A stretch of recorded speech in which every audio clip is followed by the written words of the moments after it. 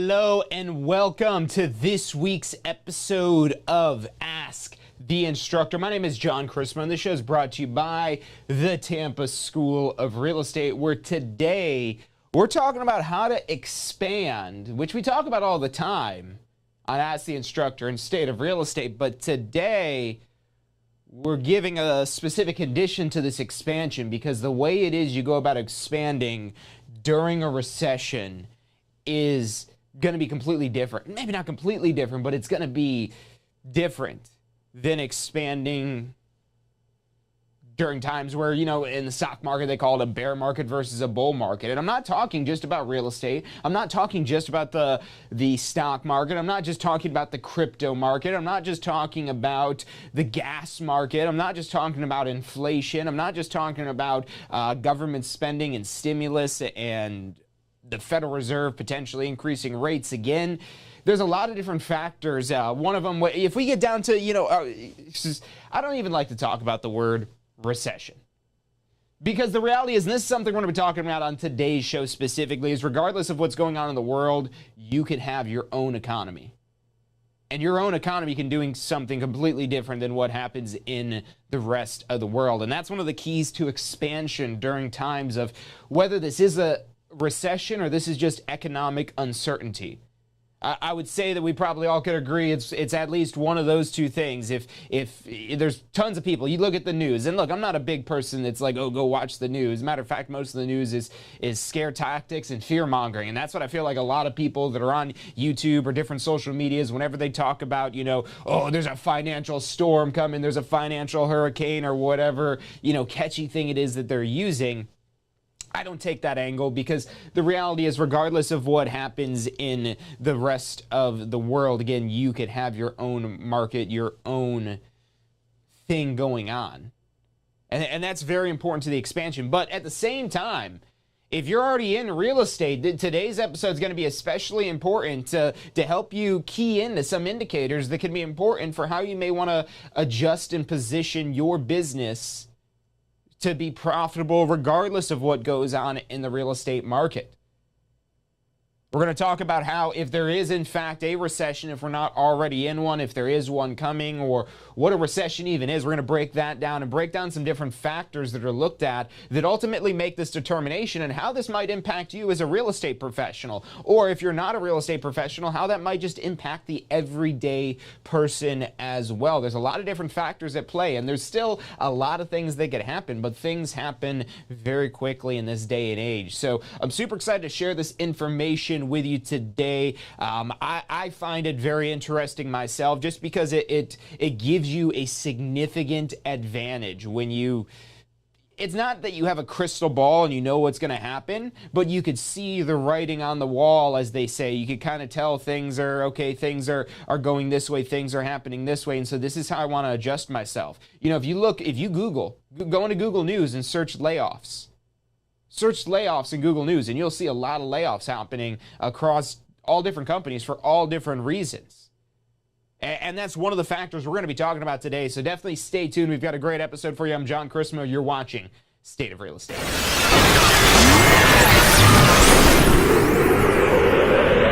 You are watching State of Real Estate. Every Friday at 12 noon Eastern Time. Grow your real estate business. You're watching State of Real Estate.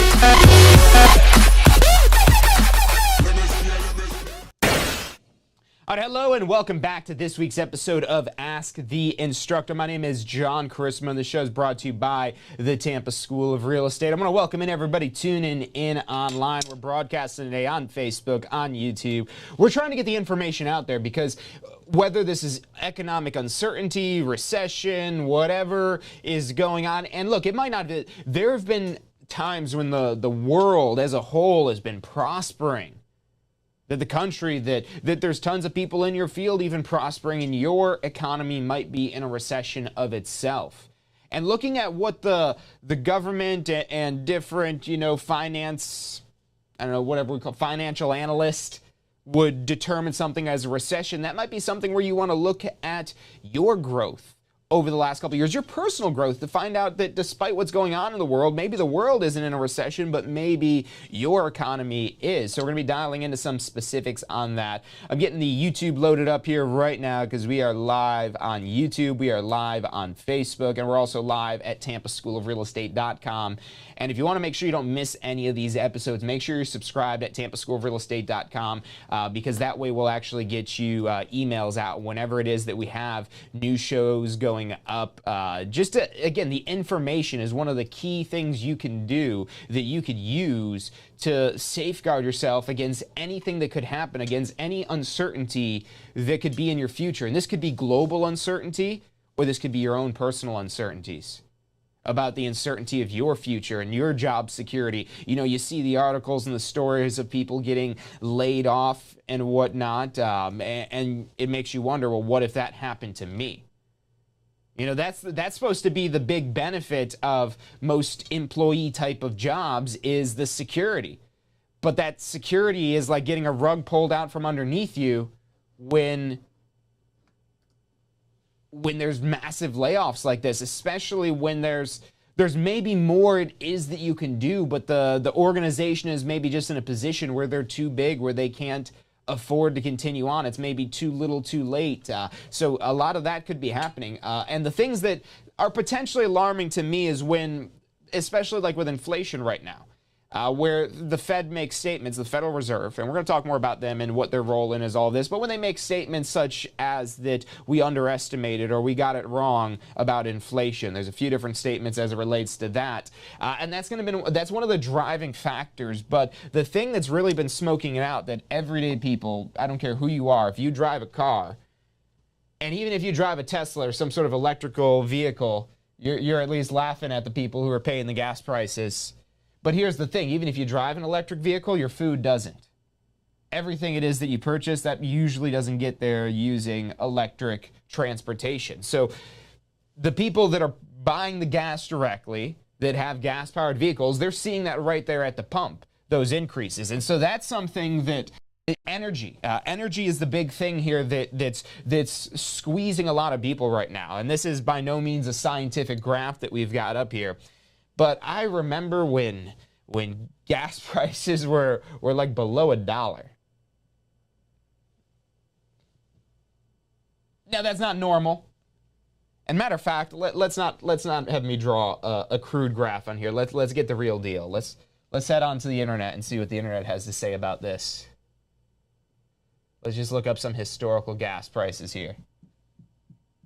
And if anyone has any questions about this, about anything going on, maybe things it is that you're seeing, that you're noticing on a personal level, share anything it is in there. Look, there's a lot of things going on that still shows we've got a really healthy economy here. But what this means is if there is, you know, this recession, this downturn that all the news headlines are talking about, that'll take away this multiple offer, tens of thousands of dollars above asking price, and cause prices to level off. And even potentially if things, I don't know which way things are going to go and how severe and significant things may get, but if prices may drop, that's also where people that are buying on speculation, like house flippers, that's where you could get into a little bit of trouble when you're buying on speculation like that. And the key thing is having the knowledge to not only, look, you can't predict what's going to happen in the market. You know there's going to be market cycles. If you've got a real estate license, you've already taken post-licensing maybe, in our post-licensing curriculum, if you haven't taken it yet, if you've got a license, you got to get post-licensing done by a renewal deadline. And it's so important that you do this as soon as possible, because one of the things you learn about in there is economic cycles. But yeah, let's look at historical gas prices, because this is one of the big things that's putting the squeeze on a lot of people right now. That's the term breaking point is what is potentially pushing a lot of people to. All right, so let's see if we could find a chart with some historical gas prices. Okay, here we go. Perfect. So we've got average prices here. And I mean, you look at the scale of this, because I was looking at I was sitting in my car looking at a gas pump, and I was looking at the price, and it wasn't 502, I think it was 489 is what I saw as a per gallon of gas. And that doesn't sound like a lot, but then you multiply that by 30 gallons, and wow, that's a pretty big difference from $2.20. And look at the timeline on this here. This is 2021. So what do we got here? I think that's maybe December. Yeah, so this is 2020 here. And yeah, 2020 we had some low gas prices. And then we've got 2021 coming along here.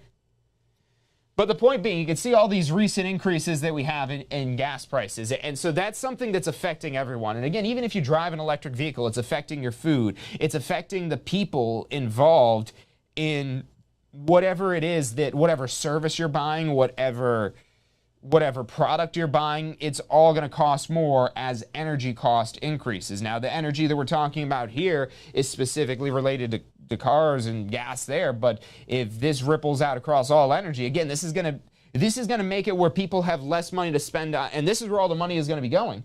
And now the question is, especially with gas, is where are our dollars going? Because ultimately the thing, and we're going to pull back to the whiteboard here.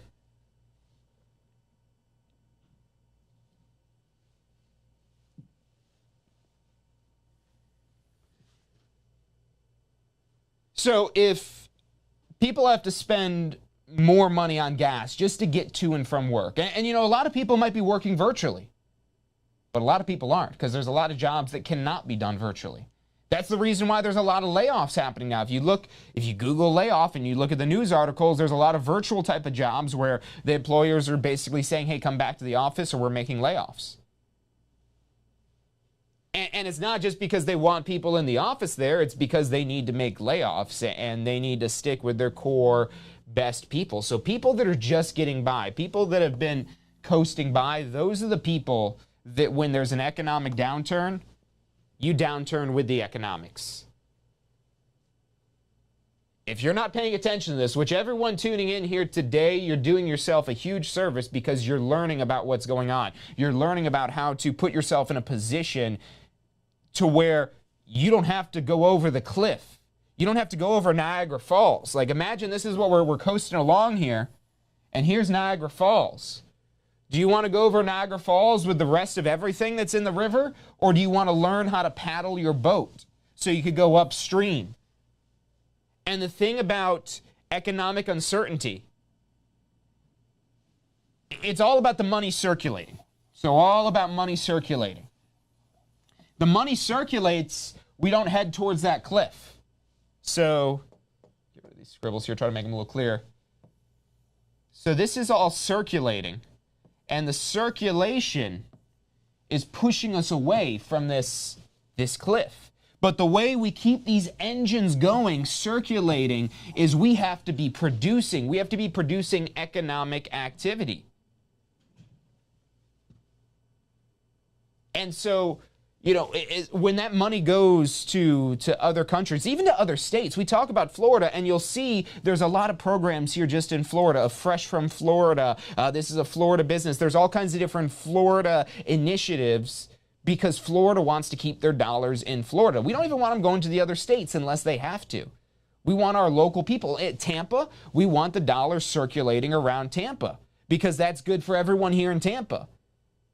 You know, as Tampa School of Real Estate, we're based here out of Tampa, but we have people from all over the world that take our courses. And what that does is that drives dollars into Tampa. Now, we have a lot of expenses and a lot of dollars that get spun out that way. Again, it's all about circulation. It's all revolutions. It's all things connecting to each other.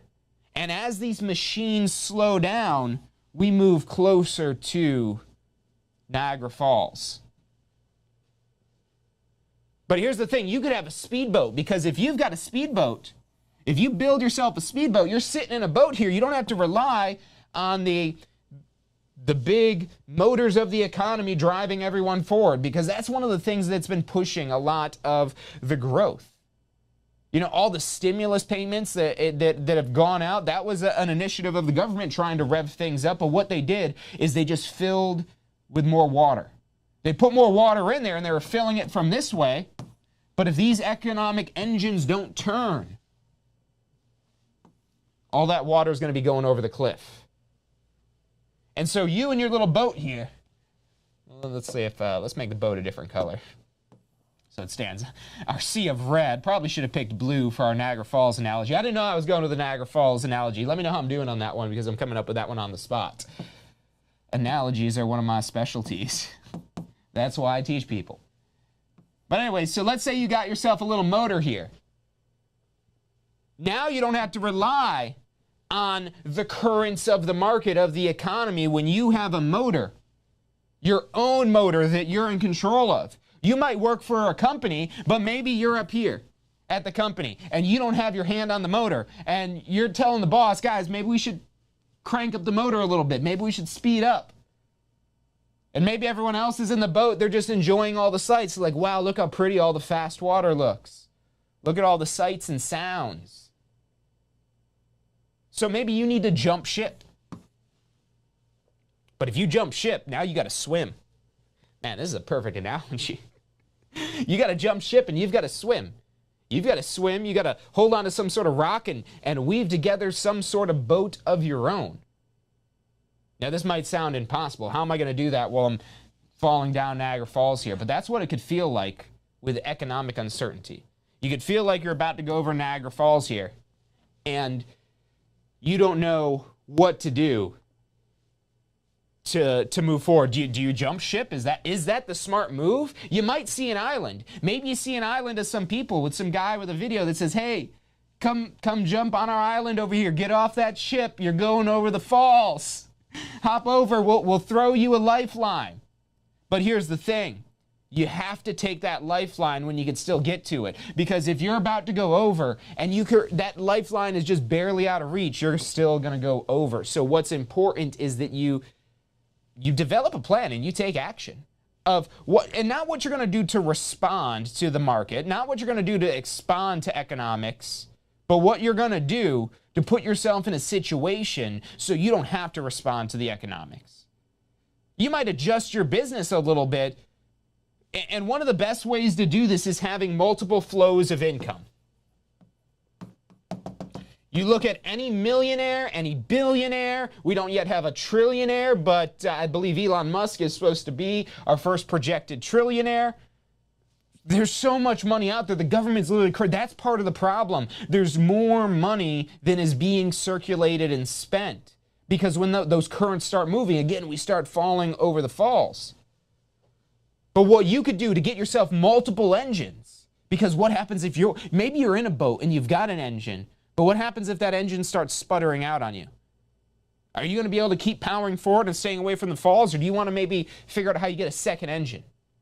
And that's why you want multiple streams of income.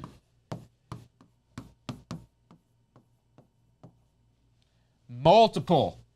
Not one, not two. Because if I were to say one stream of income, well, you probably already got a job. If I were to say two streams of income, you could go get a part-time job. There's two streams of income. That's easy for most people to do. And that's what most people think of when they think of, okay, I've got to get more money. I got to save up more money. What do I do? Well, let me go get a part-time job. Let me go trade more of my time. Whatever time I have left, let me trade it for a few more dollars. And so that's not a stream. That's like a mill that you're cranking. And so you want something that could be worth the time it is you're going to invest. And if you're able to cover your expenses, which I know a lot of people are struggling right now, even just now at the point to cover expenses, because the fuel and cost expense of not even just, again, maybe you drive an electrical vehicle, but you've probably noticed food prices increasing. You've probably noticed other things going up in prices. The Consumer Price Index is one of the things that's prompting the Federal Reserve to consider larger interest rate increases. And when those interest rates increase, this is something you might have learned about in pre-licensing, about the whole supply and demand of the interest rates and the Federal Reserve and their role they play in all of this and whatnot. But getting back to basics, because you got to keep this simple. You watch the news too much, you get too deep into the theory of all this here, you're not doing yourself any good because you're just thinking, you're not acting. And so you want to think of what are the easiest ways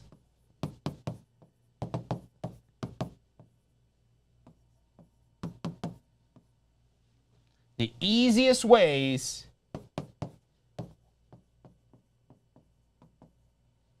generate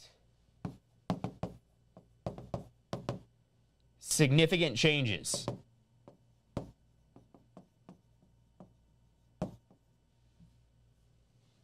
What are the easiest ways to, and honestly, nothing is going to be easy. And that's why we're looking for the easiest, because nothing is going to be easy. They're all going to involve some work. They're going to all involve some knowledge. They're going to all involve some know-how. So in reality, none of these are going to be easy, which is why we want to find the thing that generates to have a lever. You know, if we're talking about physics, a lever where, you know, we're barely moving this lever. We barely move this lever, and it creates a giant increase. So a little bit of work for a large output. Because that's how you're going to get ahead. If you could invest less time and get more money out of your time, that's how you're going to start getting ahead. Otherwise, you will not be able to keep up with inflation. That's the sad truth for a lot of people that are in roles where they have a salary that's generated by the company. Because here's the thing, if that company is not doing well, it's going to be extremely difficult for them to be able to give you raises, pay raises, to be able to keep up with inflation when the company is not necessarily growing. If the company is growing, great, that's fantastic. As long as the company continues to grow, you know, you've got some job security in the future. But how certain is that? And if there were an economic downturn, if there were people with less disposable income, if there were people that spent less money because of whatever the circumstances may be, it may be temporary because of gas prices, or that maybe could be an indication of something larger. What could happen there, and what do you have planned to be able to get yourself additional income? And look, real estate can absolutely be one of those. It shouldn't be the only one, because you should really have like 7 streams of income. 7 streams, 7 different ways you could earn money. Because if you've got 7 different ways to earn money, if one of these engines, if you've got 7 engines firing, well, one of your engines goes down, it's all right. We're still speeding ahead far away from the waterfall. We're still moving our lives ahead despite what's going on in the rest of the world, because we've got engines on our boat, so we don't have to rely on the currents of the economics to keep us away from the falls. And for people that are a sole single income, where you have one job, your job may seem very safe and secure, but let's do the hypothetical for a moment. Let's say that job, you couldn't do that job anymore. It could be you get laid off. Maybe no fault of your own. Maybe the company shuts down. Maybe there's some unexpected surprise. Maybe there's some board member that was committing fraud and the whole company gets shut down. Who knows? Crazier things have happened. Could have been a great organization, and now all of a sudden you don't have a job anymore. What if? Just what if? No matter how safe and secure it is, what if? What would you do? And, you know, it might not be something related to the job. It may not be the position being eliminated or automated or anything like that. It may be something personally where you're physically or mentally unable to do it anymore.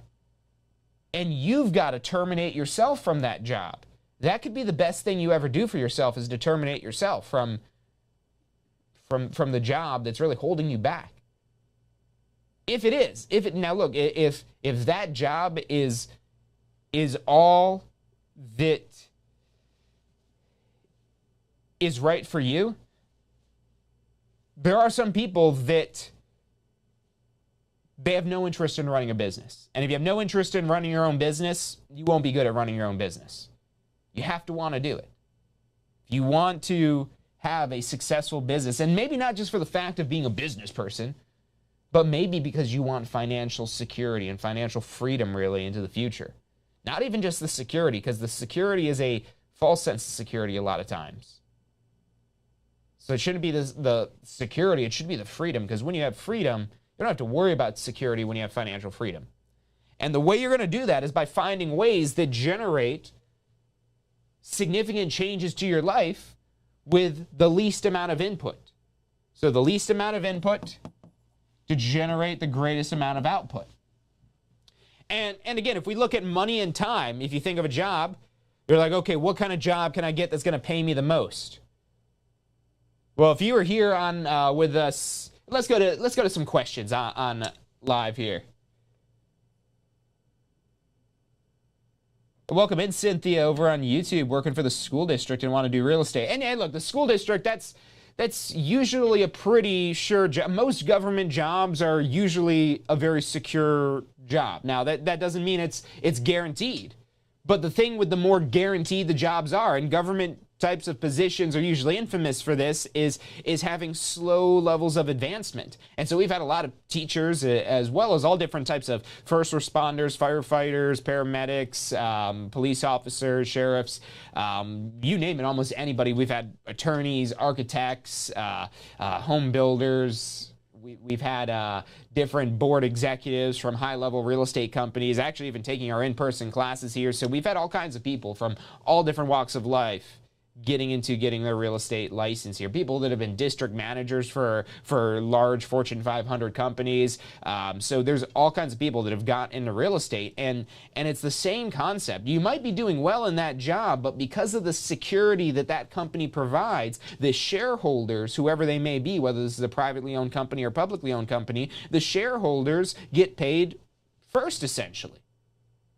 Yes, your salary is, somewhat guaranteed. As long as you have a job still, you keep that job. But now the growth of that, and that was the thing for me at least. Maybe your story is different, but that happened within a few years for me. I got extremely jaded by the corporate lifestyle because I knew I could accelerate faster. And I knew it because I had ran businesses myself before. But I was a young kid when I was doing it. I'd gone to school, and people told me, go to school, get a good job. So that's what I did.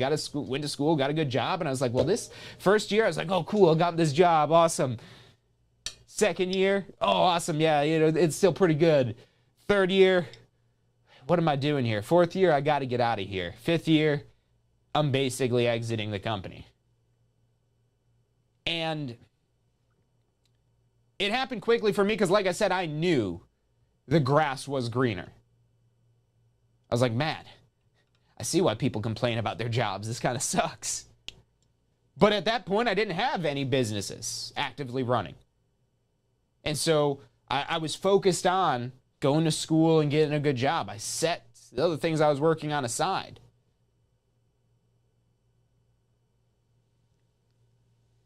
And I gave it my all. But there are a lot of things that, look, and that's why I hesitate here, because there are some things that are my own fault that kept me from my own advancements. But then there was also a lot of things that, the thing that is just so refreshing that I hated about that whole corporate environment is the fake culture. And especially it seems like the larger of a company it is that you get into, the more that culture kind of is almost like, it's like, wow, they either really love it here or they're just really trying super hard to make it feel like they love it here. So there was a lot of that going on that it just left a really bad taste in my mouth. And so if anyone's experiencing anything like that, let me know in the chat. Let's go over here to the Facebook, see who else we've got tuning in on this here. Welcome in, Mike, Joyce, good to see you. Marie Johnson, Carolyn, good to see you on the stream. Yeah, and definitely the W-2 job is, look, I'm not saying don't have a W-2 job, but don't let that W-2 job be your end-all, be-all. Because the security out of most things, it's, for most people, it seems like the right path because, let's pull up let's do another graph here. Because, you could kind of follow this trajectory. And, maybe you've got expectations somewhere in there. But then what happens if that job goes away? It's gone overnight. It can be gone in the blink of an eye. And the thing about a job, as opposed to having other streams of income, having your own business ventures, having your own ideas that you're executing on, is it makes you think. How many of you feel like you've got a job where at least some part of it, maybe some of it does require you to think? I know in my everyday work, some of the stuff I still have to do, it's mindless. You guys might think this is crazy, but there's times where I'm talking, I'll have a whole nother conversation going on in my head. That's probably how I could think up little analogies like this really quickly. But that's from years of speaking to groups and speaking to crowds and professionally speaking, of honing and practicing those talents. So you know, I feel like we've got pretty sure thing here at Tampa School of Real Estate, but I know I've got skills that'll translate with me wherever it is that I may find myself, whatever venture I may be currently focusing on, whatever it may be. I've got those skills that people cannot take away from me. But it was that do or die, you've got to make this happen, that forced me to put myself in the position where I had to acquire these skills. Because I was trying to, what do you call it, fake it till you make it. I was trying to get by with I was really adopting this belief right here, the easiest ways to generate significant changes. And a really great book, if anyone's looking for a recommendation on, you know, ways to really focus in on this right here. How do you get the most output from the least amount of input? The 4-Hour Work Week, that was actually one of the first like motivational help development book type of things that I ever got myself into. And it's a really good book. If you're new to it, I'd probably recommend Rich Dad, Poor Dad is maybe a better place to start, because it's definitely a really entertaining book. Maybe check out some of the Ryan Serhant books if you want to read some stuff about real estate, find out more about, story of a multi-million-dollar real estate producer.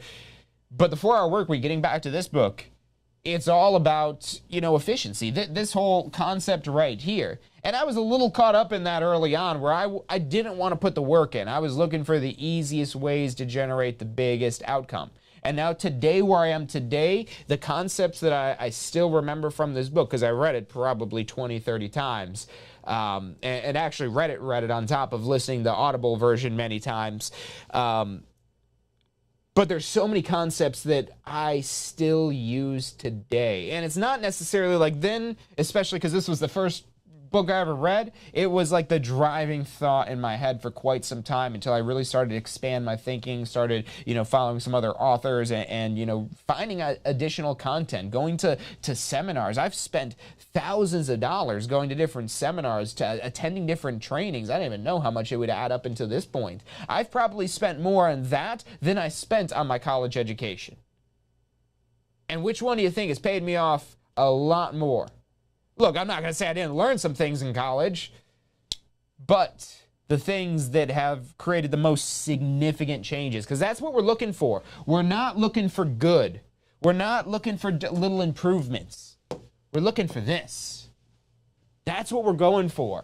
The significant changes. Working a part-time job on the weekends, yeah, maybe you've got some extra money so you can afford gas, but now what time do you have to spend the gas? I mean, yeah, you might be commuting to your job on the weekend. Now you're spending gas to go earn gas money. Kind of seems a little counterproductive at that point. So how do you get yourself ahead? And that's where, again, you have to focus on opportunities that allow for significant change. If anyone's new to real estate and doesn't know about the side of real estate, so real estate, you want to get a real estate license and be able to broker deals, you can do that in as quick as a 1-week course with us. You go pass your state exam, probably about a month, 2 months or so of a process to get set up, activated with a broker, and be in a position to where you could actually transact deals. Especially, again, if you're staying on top of this, you could really even make it happen even faster than that. But let's say you come across a $450,000 property. And there's a 3% commission to be paid on it. And you've got a buyer that's interested in selling it. Now, I always like to pull up my calculator, because you don't need to know how to do math to do this exam. You'll need to know how to use a calculator. That's all you've got to do to be able to do this exam.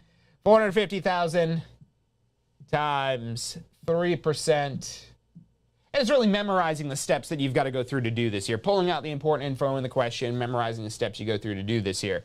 And this is one of the simpler calculations, but there's only 10 math questions. So there's 90 other questions to be able to focus on. You only need a 75% to pass your state exam. So it's something that I would get in the process of doing, get your license, because if you want to use it to earn commission, now that's the gross commission. You'd probably have a split with your broker, but there's almost $14,000 on the table there. And a typical broker split is where The broker would keep 30%, and so you're getting like 70%. That's negotiable. It could vary depending on where the broker is that you're at, depending on what the value it is that they're offering. So $13,500 times 70% gives us $9,450. Now, can you do this part-time? Absolutely. We've had countless agents come through our doors, whether they've taken a night class, whether they've taken time off for work to take a day class. They might have taken our self-guided online course. We actually now have available for pre-order a video-based, 100% video-based, instructor-led pre-licensing course on demand. So very similar to our live stream format, but on demand and at your own pace. So we've got that now available for pre-order. Message us or call us, 813-333-2676. You can call or text us at that phone number and let us get you whatever information you have about that. That's available for pre-order now and should be releasing very soon. So we've got multiple different options to get you through this course to get your real estate license. You do that, you activate with a broker. You go sell a house for $450,000 at 3% commission with a 70% commission split with your broker, that's $9,450. That's exactly how the math works out for this year. That's going to cover pretty much all your startup costs and then quite a bit, then some. Now, let's say you don't have time to sell real estate on the weekends or in the evenings or whenever it is. Maybe you work 24/7. Which at that point, maybe reconsider the day job type of thing, so that way you could take one step back to take like 3 or 4 steps forward. And I don't mean quit your day job, but if you're putting in like 80 hours a week, are all of those 80 hours, number one, necessary? And number two, if they are, well, are you really truly being rewarded for what they are? And are there changes you can make to allow yourself more time to be able to start developing these other avenues of income, whether that be real estate or there's tons of different ways. You know, anyone wants to join our Tampa School Real Estate Referral Program. We have a referral program. Just type in tsre.us/refer. There's another stream of income right there. That's going to be just a drip because we spend tons of money advertising to people to get them to sign up for a course.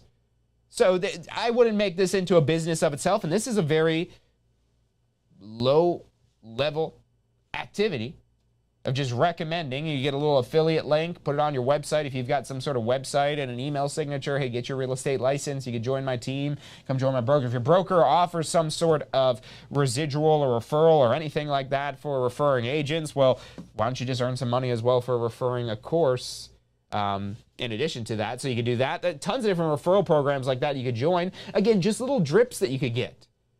And they're a very low amount of work to this. It's a little form, 30 seconds to sign up for. But now get in those little commissions when you recommend a friend to sign up and you get a kickback for them signing up for that. That's another little drip you could have right there. Now, this is a much larger drip. But let's say you don't have time. Again, I said that earlier. You don't have time maybe. On average, it takes about 8 hours to close a listing, and on average, it's about 24 hours to close a buyer. But let's say you don't have 24 hours to be able to give to a buyer across the next couple of months. You can't make that happen. Then just refer the business. Because you referring the business, you get paid out of the gross commission, a referral fee that you negotiate. Let's say it's 25%, because that's a pretty typical referral fee. That's not necessarily out of the question. So $13,500 times 25%. Gives you $3,375 just for the referral of business. Now, our referral fees at Tampa School Real Estate are not this much because our courses are not even this much, but you refer a real estate transaction. Now, the catch is you do have to have an active real estate license. So you'll want to join with a referral broker, but you'll need to get your license. So that same exact course of whether you want to practice real estate or just earn referral fees, you need that same license to be able to earn a referral fee just as well as earning the full actual commission. But that $3,400 there almost, that's an extremely powerful side hustle. Again, you'll probably have a split with the broker. Let's say usually the referral splits are a little bit higher. Let's say you get 80%. So $3,375 times 80%, $2,700 going in your pocket. Now, there might be something you could do at work to get a $2,700 bonus, but what can you do on your weekends to get a $2,700 bonus? What can you do in the evenings to get a $2,700 bonus? Maybe it's just having a realtor sign off on a one-page referral agreement for a prospect that you've got lined up that wants to buy. Somebody comes to you and says, hey, I want to buy a house. I know you know a lot about real estate. Can you help me out? Yeah, let me connect you with, I've got a great network of people who do real estate. Let me get you in touch with somebody. Buy, sell, even rentals. And rentals, there's usually not too much commission, so usually most agents aren't even too interested in doing rental types of transactions. They usually focus more on sales because that's where there's much larger commission payments. You know, in rentals, there's maybe you could work at a leasing office position, but again, that's more of a job. Now, you can earn commission when you do have an active real estate license, but that job type of capacity, because there's so much figured out and done for you, where all you have to do is execute, push this one little button here, and take people on a tour, or, you know, click these couple little things here, and be that little part of this, making the whole process work, because the company is all there creating that whole process, advertising it, doing all that other stuff. It's their business. You have the smaller role to play. That's why you don't get the big paydays. But with your real estate business, this is your business. So if you don't have a business yet, an actual full-on business, and look, the referral program, that's great. If you sign up for the referral program, you could definitely earn some money, but I wouldn't necessarily consider that a business unless you're like actually actively working on this every single day, trying to send us business and earning commissions off that, which fantastic, but that'd be the only way I would consider that a business. Otherwise, just a little, you know, little side hustle, a little drip I could get, just a little extra something to keep me thinking about other ways I can make even more money. And so, you know, getting the real estate license, that's one way. And maybe you have some sort of crypto or some sort of stock investment where you maybe get dividends, or you're focusing on appreciation of that. Maybe you want to get into real estate investing. A great segue, a great transition piece is getting your real estate license, because in addition to being able to earn commission, you could actually use this money. Because in the MLS, if you haven't seen our MLS segment we did last week, we did a sneak peek into the MLS. We were showing the MLS, and in the MLS, you can see all these different listings that are available. And at the bottom of every listing, it has the pre-negotiated commission amount in there. And so if you want to buy this house and you want to represent yourself and you have an active real estate license, you could do that. And a lot of times, the broker, if this is your own purchase, they might have a special deal where they'll waive the split like one time a year, or some sort of condition they might have for your own purchases, where you can now have basically a 3% down payment, or 3% going towards closing costs. And you may ask, well, what's the lowest down payment to get a home? Sometimes less than 3%. You could do an FHA loan with only 3.5% down. And that's a government-insured loan. So that has a lot of, with everything going on with interest rates, that's one of the things when we get back to the topic of what goes on in the river while we're over here revving up our engines. That's what we're doing right now. We're focusing on us. We're not doing math on the economy and the stock market and all that nonsense, because we're going to let that sort itself out, because that's ultimately what it will do.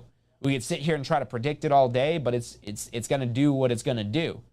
What we got to do is we got to realize the opportunities, watch it enough to be able to see the changes and things so we could realize where the opportunities are. And this is one of the things, regardless of what goes on, whether prices go up or down, whether the market goes up or down, there will always be real estate transactions that happen. The dynamics of the deals change a little bit. Like if anyone's bought a house recently, you probably know about the process of having to make, you know, offers tens of thousands of dollars above the listing price, or hoping that it appraises. And if it doesn't, how much more are you willing to pay out of pocket? So that's been something that's been, even before gas prices and whatnot started kicking in, something that's been making it a little bit more difficult for people to achieve home ownership. And there's different programs that have been rolled out, like the Hometown Heroes thing that was just rolled out this month to help out first responders, teachers, military. There's all different types of categories that you could qualify for, I think up to $25,000 now in down payment assistance if you fit one of those categories. And there's all these things you could learn about and be a resource for others. But are you going to do that if you can't make money off of it? No, because the reality is we live on an economic planet, and regardless of your feelings about money, we need it to survive.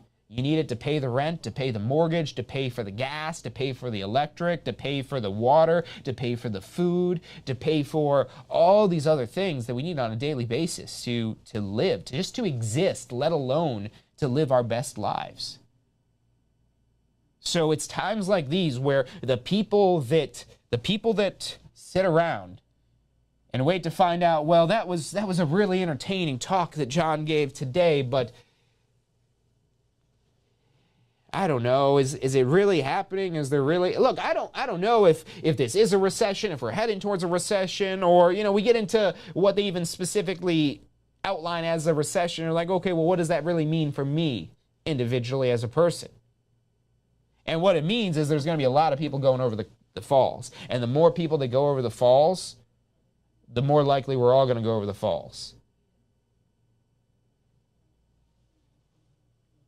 And that's why we could be a resource to help others realize what they can do, to help others contribute to the economic activity, to help others have the pride of home ownership. Because when somebody buys a home, what are you going to do? You're going to improve that home. You're going to go spend money at Lowe's or Home Depot or Ace Hardware or whatever place it is that you go to buy mulch and plants and little improvements for your house. That stimulates the economy.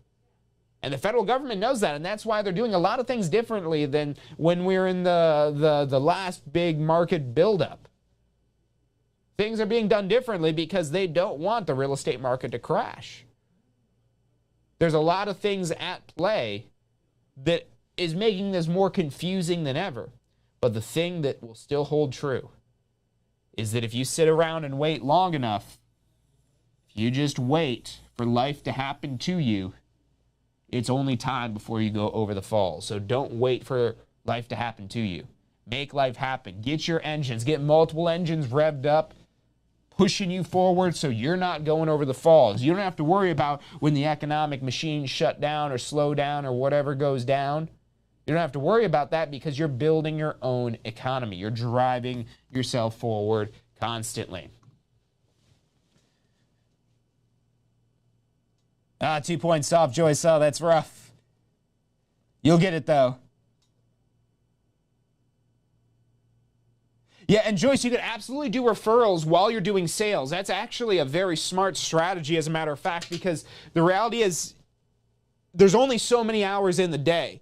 And that's getting back to this down here, this chart. There's only so many hours in the day, so finding out the ways that you could have a little bit more in. You might not have much time left, but you probably have time enough to get a referral agreement signed. So even if you're practicing with a real estate broker, pretty much every broker will also allow you to earn referral fees as well. And that's a smart thing to do, because then when you're overwhelmed with business, or you're going out of town, or you've got family issues, or whatever it is personally going on, or maybe it's outside of your market, this lead, you could even refer business outside of Florida. You have a family member in New York or Georgia or Washington or California that wants to buy or sell, you call up the agent in that area that you could recommend, have them sign off on a referral agreement, you agree to a certain percentage of the referral, and then you earn a percentage of whatever that commission actually is. And that's an amazing way to be able to get a piece of this, to allow another agent to actually do the work. And that's honestly more of a business than actually selling real estate yourself. If you're just doing it part-time, where you don't really have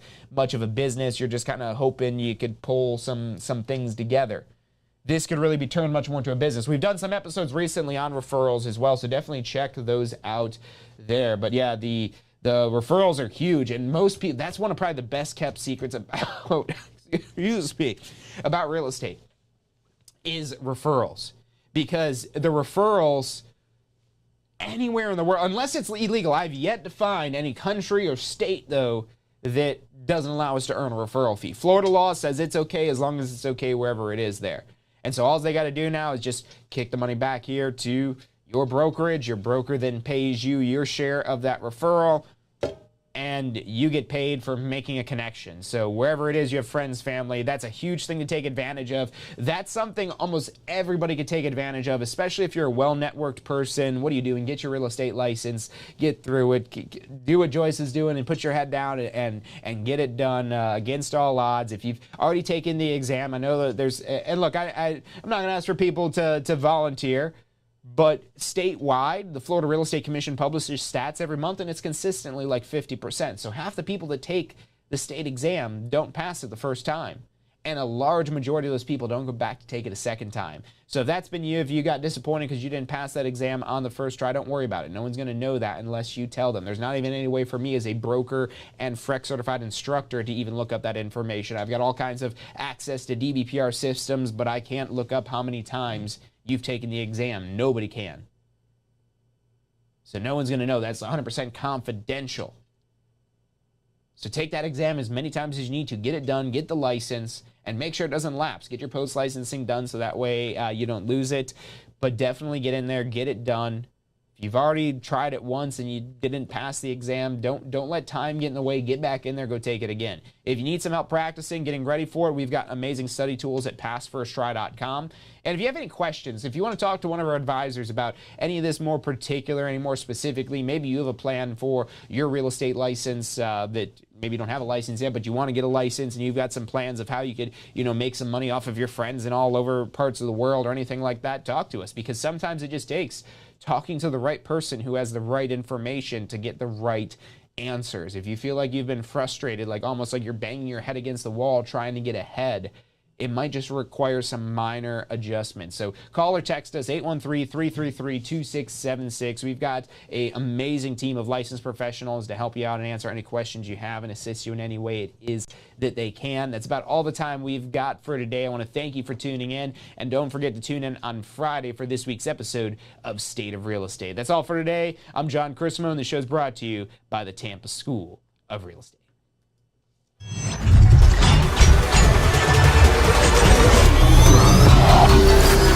The most powerful tool to study for your real estate exam is the Question Simulator from Tampa School of Real Estate.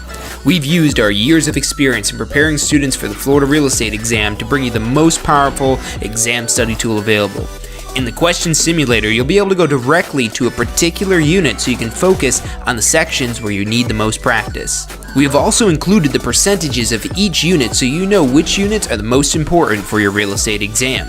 Every question will immediately give you detailed feedback, which is almost always more important than the question or the answer themselves. After completing all the questions in a particular unit, you can go through question by question and review any that you've gotten wrong. You could also print out a report at the end of each quiz.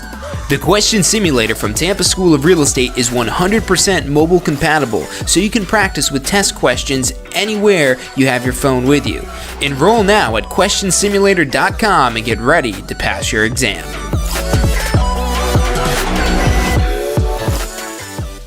Have you been thinking about getting your Florida real estate license? Look, the process is probably easier than you think. We break it down step by step, how much it's going to cost, what it is that you need to do to get your Florida real estate license. Find out all of that and more at licensefl.com. Again, that's licensefl.com.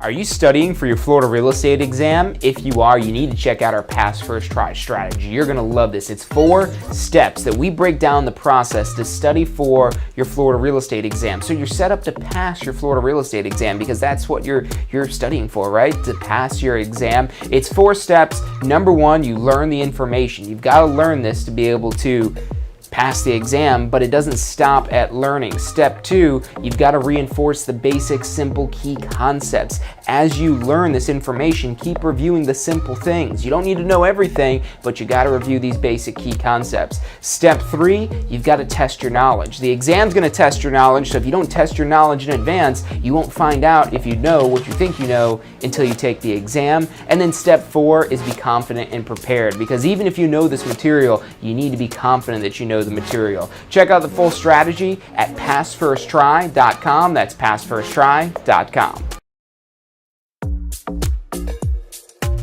So you just got your real estate license. How can you jumpstart your real estate business?